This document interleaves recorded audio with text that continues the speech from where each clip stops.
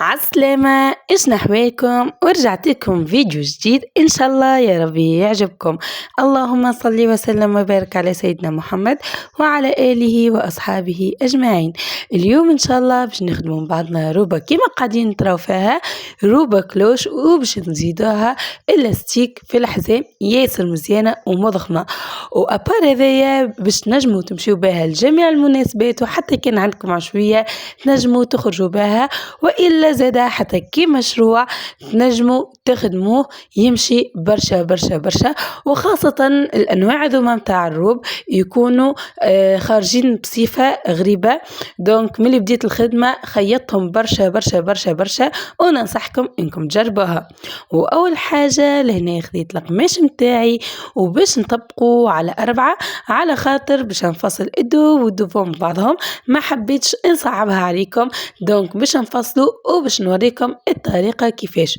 وبطبيعة الحال نثنيو القماش متاعنا، ومن بعد اول حاجة نخدموها هي الرقبة. دونك الرقبة باش ناخذوا 3 سنتيمتر على 7 سنتيمتر، وباش نعملوها على شكل مستطيل، ومن بعد بنبقى نقوسوا شوية الرقبة.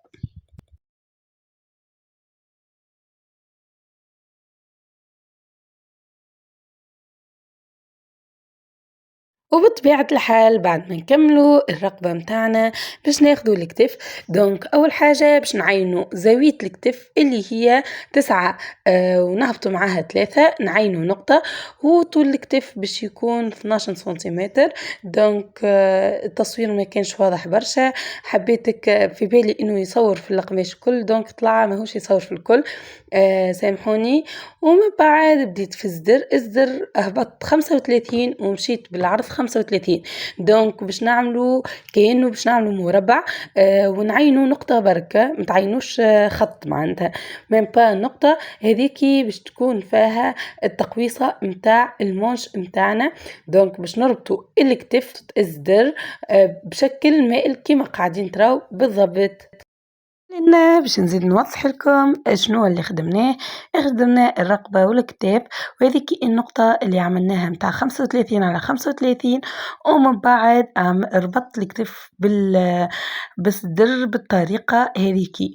ومن النقطة اللي عيناها متاع الصدر باش نهبطوا لآخر الروبة، ونقعدوا نمشي ونحلو في الإيفازمون حتى لين تحصلوا على شكل مثلث أو يشبه للمثلث. دونك اني اخر الروبة اخذت العرض من لوطة 65 سنتيمتر، حاجتي بها تكون كلوش. دونك ومن بعد ما كملت هذه الكوليكاية توا باش نمشي نقص القماش متاعي، وبالطبيعة الرقبة من اللول باش تكون صغيرة، ومن بعد باش نوريكم كيفاش باش نزيدو نحلو في الوجه الامامي. دونك وتوا لهنا قصيت الرقبة واليدين وقصيت الكوتيات. دونك وتبعوا القماش بشويه بشويه على خاطر راهو يهرب لكم، وما تنساوش اللي نحنا قاعدين نفصلوا في الدو والدوفون مع بعضهم، يعني الوجه والظهر كيف كيف. دونك هذا هو المنظر. معلومه اخرى، راهو كي يبدا عنا روبه كلوش كما اللي قاعدين نخدموا فيها، عادي انكم تخدموا الدو والدوفون مع بعضهم. دونك اذا كان موديل اخر راهو لا، على خاطر فما برشا قواعد ان شاء الله بالوقت نوريه لكم. دونك قاعده نبدا لكم بالساهل، على خاطر فما برشا ايتاب اخرين مخبين في الخياطه، ان شاء الله نزيد نفسر لكم اكثر واكثر. ولأن اخترت اني باش نعمل المونش باش تكون على الطريقه العشوائيه. دونك اخذت القماش متاعي وطبقته على 4 زاده، وعملت 3 سنتيمتر 3 سنتيمتر 3 سنتيمتر حتى الاخر القماش. بالطبيعه عرض الليد خذيته 25 سنتيمتر. دونك اول نقطه على شافه القماش هذيك ما ناخذ فيها حتى شيء، واول 3 سنتيمتر ناخذ فيها 2 سنتيمتر، وثاني 3 سنتيمتر باش ناخذ فيها 3 سنتيمتر، والنقطة الثالثة والرابعة والخامسة باش نمشيو 4 سنتيمتر 4 سنتيمتر 4 سنتيمتر. دونك غاديكا باش يكون خطنا مستوي، ومن بعد 3 الخامسة باش تكون 5 سنتيمتر. دونك والسادسة 6. دونك بعد باش نبداو نهبطوا بال1 سنتيمتر، 1 سنتيمتر. دونك هذيك هي خدمة المونش، هذية تتسمى المونش على الطريقة العشوائية. زادا مشي يعني هذيك الطريقة لأ، فما برشا قواعد زادا نتاع المونش إن شاء الله بمرور الوقت نزيد نوريها لكم. وهذه اخترتها لكم أسهل نوع نتاع مونش باش تخدموها كمبتدئين. وبالطبيعة باش نكمل نربط الآخر المونش متاعي. دونك طول المونش العادية 60 سنتيمتر، وباش نهبط بها حتى الآخر المونش بالطريقة المستطيلة هذيكي، خاطر حاجتي باش تكون لي المونش تكون محلولة برشا، ما نحبهاش تكون قصيرة ولا. دونك حاجتي باه تكون لارج باش تعطيني الزينة متاع الروبة. فوالا هذايا هو المنظر اللي قاعدين تراو فيه. وتوا لهنا باش نبداو بالخياطة، باش نشدو الكتافات مع بعضهم والكوتيات مع بعضهم. دونك حاجة سهلة على الاخر. وبالطبيعة بعد ما نخيطوا ما تنساوش الرقبة اللي عنا. ولهنا باش نخيطوا مع بعضنا الكوتيات، وحبيت نصور معكم الطريقة متاع الخياطة زادة، وما حبيتش نفوتكم في حتى شيء. هذه أسهل أنواع الروب اللي خدمته معاكم. دونك بالحق ما تلقاوش أسهل من هيك. روبة كلوش ومزيانة، وباش نزيدو نضخموها. تو نوريكم كيفاش باش نخدموها بشوية بشوية. ولهنا بعد ما كملت الكوتيات وكملت الكتافات، توا باش نبدا نخيط في المونش. وبالطبيعة المونش متاعنا نثنيوها على 2، كل مونش نثنيوها على 2 ونشدو الجنب متاعها، ولا أسهل من هكا. دونك معناتها اللي تاب الكل كان نتصور ساهلين. وإذا كان استصعبتوا حاجة ما تنساو زادة تحطوا لي في التعليقات، ونحب إنه القناة تكبر معاكم. وإن شاء الله مع مرور الوقت نزيد نخدم لكم برشا فيديوهات وتعجبكم. دونك اني نبطى برشا في تهبيط الفيديوهات على خاطر كان عندي طهور ولدي. دونك هذاك علاش بطيت عليكم. وان شاء الله يا ربي توا نبداو مع الوقت ونكملوا للاخر مع بعضنا. دونك هذه هي المانش الاولى وهذيك المانش الثانيه، وتوا باش نمسكوهم في الروبه، ولا اسهل من هيك. دونك المانشات والروبه جاوني قد كيما المونش كيما الفتحة نتاع الروبة. وتوا لهنا باش نوريكم الروبة على المانكان متاعي. هذيك هي الروبة متاعنا، ومن بعد باش نخدموا لها المونشات متاعها. باش نلصقوا فيها المونشات، نقلبوا المونش على وجهها، دونك على الوجه المزيان، ونخليو الوجه متاع الخياطة من داخل. وبالطبيعة الروبة باش تكون مقلوبة بالشكل هذايا، وباش ندخلوا المونش في التقويسة متاع المونش متاعنا في الروبة، ونحطوا الخياط على الخياط. وهذيك هي خدمة المونش. دونك فما برشا يستصعبوها المونش على خاطر بالحق هي صعيبة. دونك اني ننصحكم انكم يعني تجربوها على اسهل من الطريقة اللي وريتها لكم. وكهو هذيك هي. دونك توا بعد ما حطيت المونش داخل الروبة باش نمشي نخيطها، وكما شفتوا تكون على شكل دائري، يعني تكون على شكل دورة. وحتى خياطتها زادة ماهيش صعيبة حتى طرف. دونك تحسها صعيبة اما مش صعيبة كي تبدأ تخدموا فيها.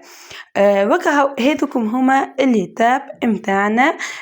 هذيك هي المونش بعد ما خيطناها. هذاك هو المنظر متاعها، ياسر مزيانة ومضخمة بالحق عجبتني. ومن بعد ما لصقت المونشات الزوز توا باش نتعدى ننظف الروبة متاعي، باش نخدم العطفة متاع اليدين الثانية اللوطانية بالكل. بالطبيعة نثناها على 2 ونخيط زادة، ولا أسهل منها. هذيك هي الخدمة متاعنا، حاجة ياسر سهلة وما صعبتهاش عليكم، على خاطر فما برشا مبتدئين بداو يلوجوا في طريقة سهلة متاع روبة. بالحق هذه أسهل طريقة متاع روبة كلوش. دونك معناتها وتمشي ستاندر، يعني تمشي عالتايات الكل، ثمينة ضعيفة دونك تمشي معاهم. وبالطبيعة ما تنساش العطفة اللوطانية، زادة العطفة متاع الروبة من لوطة زادة كيف كيف باش نخدمها ونرتاحوا عليها. ولهنا الرقبة زادة اللي قلت لكم ما تنساوهاش. دونك باش نحلو فيها شوية باش تولي الرقبة مرتاحة في الدخلة متاعها، ومن تالي نخليوها كما هي، يعني من قدام نحلو فيها والظهر ما نحلوش فيه. وزدت حطيتها على المانكا باش نزيد نشوف المنظر متاع الرقبة. دونك حسيتها ياسر يعني غاطة على الرقبة، زدت حليت فيها شوية. ولهنا بعد ما كملت خدمة الروبة متاعي الكل باش نبدا نخدم في السانتور اخذت الفاضل متاع القماش متاعي واخذت طبقته على 2، واخذت عرض السانتور اخذته 12 سنتيمتر، والطول متاعها اخذته 65 سنتي باش يدور لي على حزام الكل ونكون مرتاحة في الحزام. تنجموا تقيسوا على حزامكم وتزيدوا معاه شوية.